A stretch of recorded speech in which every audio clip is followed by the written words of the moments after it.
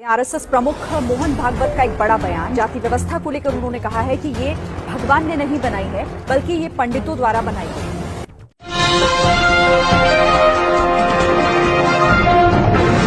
साथियों नमस्कार, मैं हूं नीरज पटेल और आप देख रहे हैं नेशनल जनमत। देश में छिड़े रामचरितमानस विवाद के बीच में आरएसएस चीफ मोहन भागवत का एक बयान सामने आया है। उनके बयान के सामने आते ही अब उनके बयान पर बहस छिड़ गई है। आरएसएस समर्थित पक्ष का कहना है कि बृहत हिंदुत्व के तहत हिंदुओं को एकता के सूत्र में जोड़ने के लिए उन्होंने यह बयान दिया है। इससे उलट तर्कवादी पक्ष का कहना है कि देश में इस समय दिल्ली से लेके बिहार से लेके उत्तर प्रदेश में भी पाखंड और अंधविश्वास के विरोध में, धर्म ग्रंथों में ऊंच नीच के भेदभाव के विरोध में जो मुहिम चल पड़ी है, समाजवादी पार्टी ने जो शूद्रवाद का नारा दे दिया है, कहीं इससे पिछड़ा दलित वोट बैंक बड़ी मात्रा में ना खिसक जाए।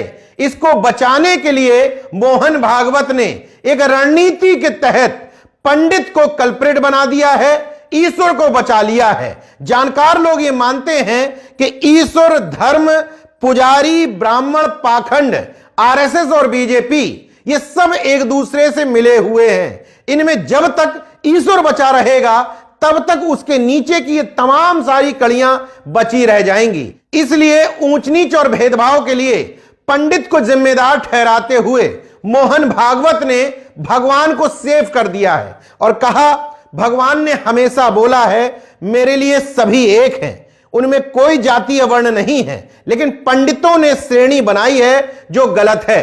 अब मोहन भागवत जी से पूछना चाहता हूं कि भगवान ने किससे ये कहा है, कहां कहा है, किसके कान में कहा है? भगवान या ईश्वर ने जो कुछ भी कहा है वो उस काल्पनिक भगवान और उसके भक्त के बीच के बिचौलिए ने कहा है, जिसको आप पंडित कह रहे हैं। और आरएसएस वाले सफाई दे रहे हैं कि पंडित का मतलब किसी जाति से नहीं है, पंडित का मतलब विद्वान से है। तो मैं आरएसएस के उन्हीं प्रवक्ताओं से पूछना चाहता हूं कि आपकी नजर में पंडित तुलसी दुबे विद्वान की श्रेणी में है या नहीं? वैसे उनके नाम में पंडित लगा है तो वो विद्वान हो गए, लेकिन आरएसएस चीफ के हिसाब से जिम्मेदार भी हो गए इस ऊंच नीच और भेदभाव के लिए। तो क्या मोहन भागवत आरएसएस की राजनीतिक विंग बीजेपी के सरकार से कहेंगे कि रामचरितमानस सहित विभिन्न धर्म ग्रंथों में पंडितों ने जो ऊंच नीच, भेदभाव और वर्ण व्यवस्था थोपी है, भगवत गीता में ही श्री कृष्ण के हवाले से उनको वर्ण व्यवस्था का आविष्कारक कहलवा लिया गया है। अब मैं मोहन भागवत जी से पूछना चाहता हूं कि आप कौन से ईश्वर की बात कर रहे हैं? पंडितों या ब्राह्मणों ने जिस ईश्वर की रचना की है उसकी, या उस ईश्वर की जो अदृश्य है, जो काल्पनिक है, जो निराकार है, जिसका रूप रंग किसी को पता नहीं है? मोहन भागवत के बयान के पीछे छिपी आरएसएस बीजेपी की रणनीति को समझिए। क्योंकि विभिन्न संगठनों ने माइक लगाकर हंगामा मचा करके यह बता दिया है कि हमें पता चल गया कि हमने ब्राह्मण को, पुजारी को, पंडित को अपने दुश्मन के तौर पर आइडेंटिफाई कर लिया है।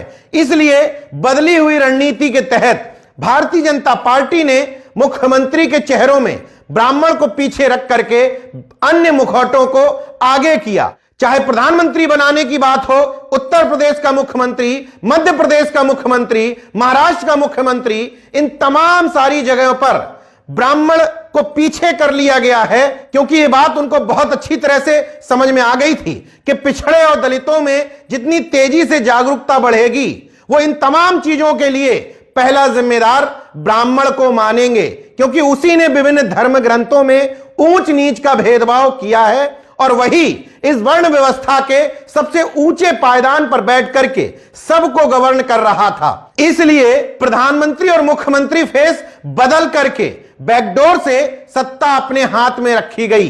लेकिन हाल फिलहाल में देश में जो माहौल बना उसमें कथावाचकों पर, पाखंड पर, अंधविश्वास पर, ब्राह्मणों पर, पुजारियों पर, पुरोहितों पर सवाल उठने लगे।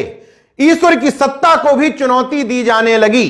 इस स्ट्रेटजी को समझते हुए मोहन भागवत ने समझा, अगर ईश्वर नाम की सत्ता का किला ढह जाएगा, धर्म पर सवाल उठ जाएगा, तो हम बार बार जो धर्म चला करके, हिंदुत्व चला करके, हिंदू एक हो जाओ कह करके इस वोट बैंक को अपने पाले में लाते थे, इसमें सेंध लगती दिख रही है। बिहार के शिक्षा मंत्री चंद्रशेखर यादव ने उसमें पहली चोट मारी, स्वामी प्रसाद मौर्य ने उस चोट को आगे बढ़ाया।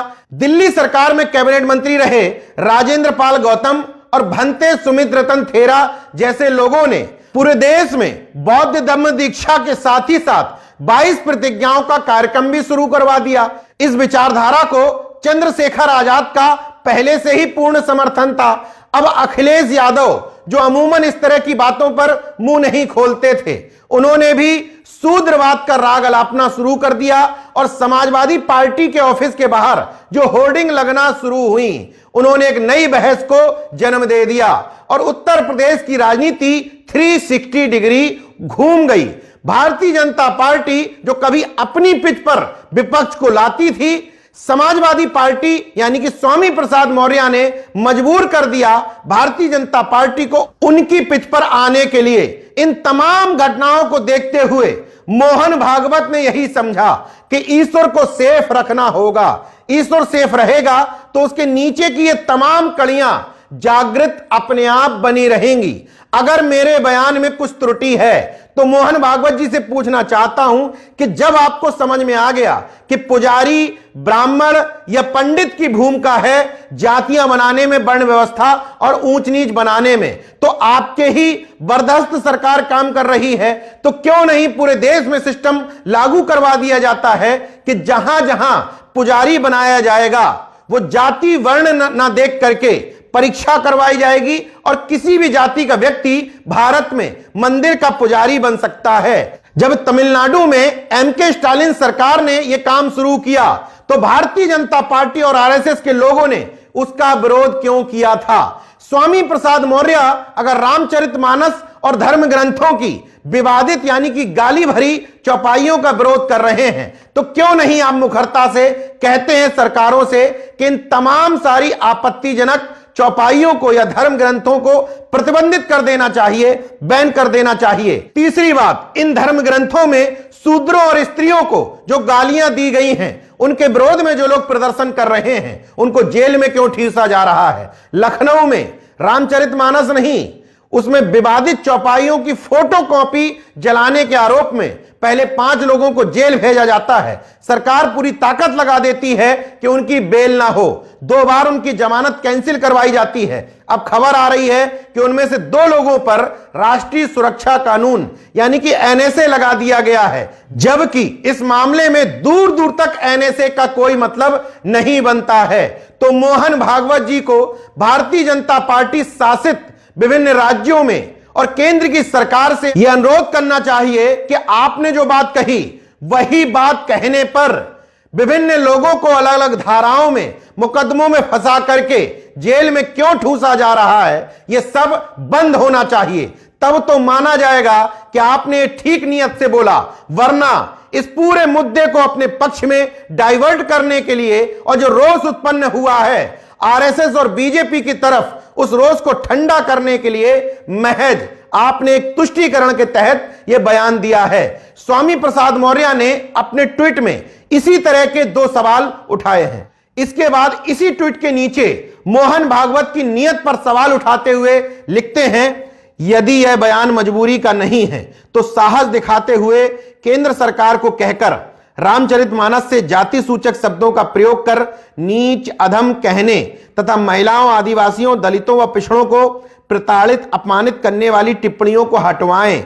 मात्र बयान देकर लीपापोती करने से बात बनने वाली नहीं है। यहां तक कि अखिलेश यादव ने भी इस पर ट्वीट करते हुए सवाल उठाया है। जिन लोगों को लगता है कि कितना भी विरोध करते रहो, ये तंत्र, ये व्यवस्था बदलने वाली नहीं है, उनको आंख खोल करके देख लेना चाहिए कि अभी तो विरोध की शुरुआत मात्र हुई थी।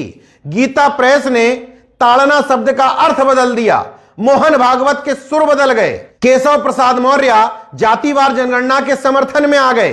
बीजेपी का कोई भी प्रवक्ता, यहां तक कि कट्टर समझे जाने वाले हिंदुत्ववादी योगी आदित्यनाथ भी मुखर होकर के रामचरितमानस के विरोध का ठीक ढंग से विरोध भी नहीं कर पा रहे हैं। मगर अफसोस की बात देखिए, इस देश में श्रमशील लोगों का, मेहनतकश लोगों का, कमेरों का, अर्जकों का, किसानों का सम्मान परजीवी बनकर खाने वालों से, मूर्ख बना करके खाने वालों से, भिक्षा मांगकर खाने वालों से, मुफ्तखोरों से हमेशा कम रहा है। आरएसएस और मोहन भागवत की विचारधारा के समर्थकों से अपील करता हूं कि कम से कम अपने सरसंघ चालक की ही बात सुन लो और नाली साफ करने वाले का काम और मंदिर में बैठ करके घंटी हिलाने वाले का काम का सम्मान एक कर दो। यही नारा तो अर्जक संघ के रामस्वरूप वर्मा बहुत पहले दोहराया करते थे। मानववाद की क्या पहचान, ब्राह्मण भंगी एक समान। देखते रहिए नेशन जनमत, जागरूक और सजग बने रहिए। जय विज्ञान, जय संविधान, जय लोकतंत्र। धन्यवाद।